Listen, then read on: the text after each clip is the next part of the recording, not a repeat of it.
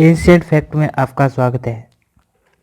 महान राजनीतिज्ञ चाणक्य की मृत्यु कैसे हुई थी इसके बारे में बताएंगे हम आपको अभी। इस दुनिया में महान राजनीतिज्ञ कभी हुआ था वे आचार्य चाणक्य थे। ये कहती है सारी दुनिया और यही मानते हैं लोग, चाहे प्राचीन काल हो चाहे आज का युग। आज भी लोग महान राजनीतिज्ञ बनने के लिए आचार्य चाणक्य द्वारा बताए गए असूलों पर चलना चाहते हैं।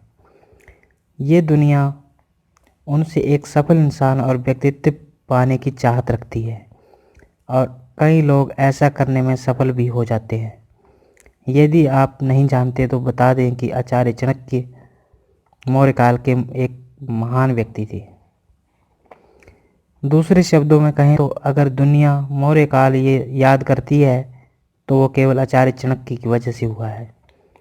इतिहास की बात करें तो कुछ जगहों पर कौटिल्य नाम के विख्यात से आचार्य चाणक्य ने ही नंद वंश का पतन करके चंद्रगुप्त मौर्य को राजा बनाया।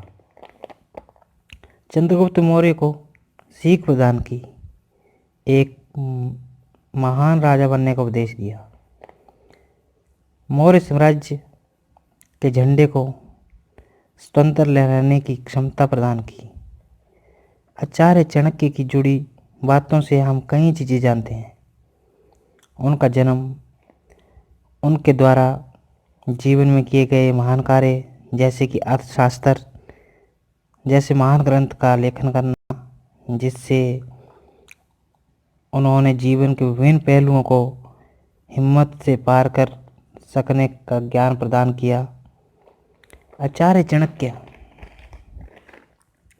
से जुड़ी कई कहानियाँ हमने सुनी हैं, लेकिन आज भी लोग इसे बात से अनजान हैं कि आचार्य चाणक्य की मौत कैसी हुई। वह सामान्य मौत थी या साजिश थी? ये सामान्य मौत थी या बनी बनाई साजिश? क्योंकि जाहिर है जिस स्तर पर आचार्य चाणक्य मौजूद थे वहीं उनके कई दुश्मन भी मौजूद थे। स्वाभाविक है, जो आदमी इतना मशहूर होता है उसके कई दुश्मन हो भी जाते हैं। उनकी मृत्यु को लेकर इतिहास एक नहीं कई कहानियाँ प्रचलित है, लेकिन कौन सी सच है ये कोई नहीं जानता। लेकिन आज इसी बात से अवगत करवाने जा रहे हैं हम आपको। ऐसी कहानी है हमारे सामने कुछ। आचार्य चाणक्य की मौत को लेकर इतिहास में दो कहानियाँ हैं। आज तक कोई भी महान इतिहासकार भी नहीं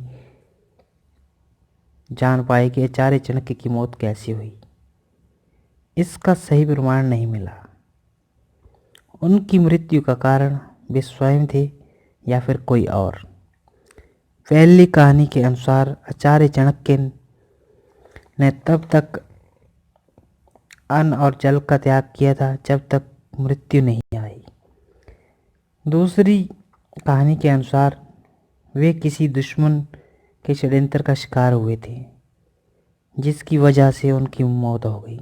लेकिन दोनों कहानियों में से कौन सी सत्य है, इस कहानी को शोधकर्ता खोज पाने में असमर्थ है। फिर भी हम दोनों कारण आपको बताएंगे। इतिहास तथ्यों के कारण एक आम से बालक चंद्रगुप्त मौर्य को आचार्य चाणक्य ने अखंड भारत का सम्राट बनाया और उसका नाम इतिहास के पन्नों में स्वर्ण अक्षरों में लिखा दिया। आचार्य चाणक्य की सीख से चंद्रगुप्त मौर्य ने मौर्य वंश को एक नया रूप दिया। इस वंश को दुनिया के शक्तिशाली वंशों में जाना जाता है। खुद को एक महान राजा की छवि प्रदान की, क्योंकि मृत्यु के बाद उनका पुत्र बिंदुसार ने भी आचार्य चाणक्य की सीख से आचार्य चाणक्य के चलाए गए कदमों पर चलना सीखा। चंद्रगुप्त मौर्य की तरह ही आचार्य ने बिंदुसार को भी एक सफल राजा होने का पाठ पढ़ाया। सब कुछ ठीक चल रहा था।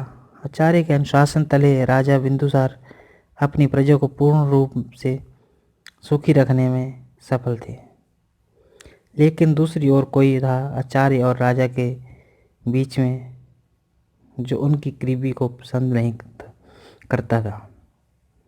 वो था सुबुद्धु, राजा बिंदुसार का मंत्री, जो कुछ भी करके आचार्य चाणक्य को राजा से दूर करना चाहता था।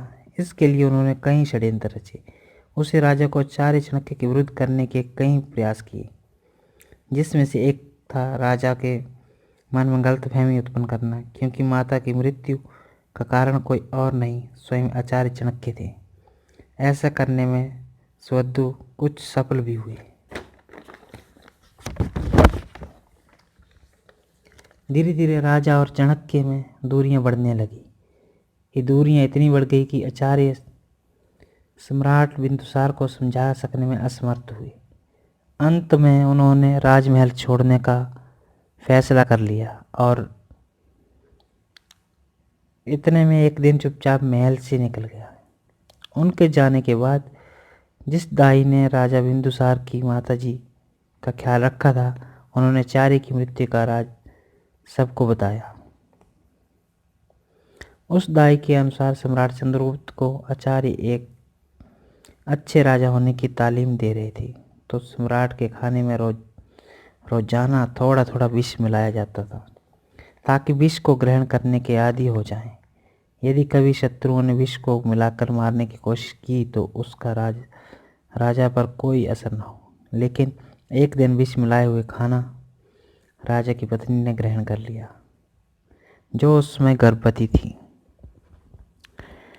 विष युक्त खाना खाती ही उनकी तबीयत बिगड़ने लगी। जब आचार्य को इस बात का पता चला तो आचार्य ने तुरंत ही रानी के गर्भ को काटकर तुरंत शिशु को बाहर निकाल लिया और राजा के वंश की रक्षा की। आगे चलकर राजा बिंदुसार के नाम से विख्यात हुए।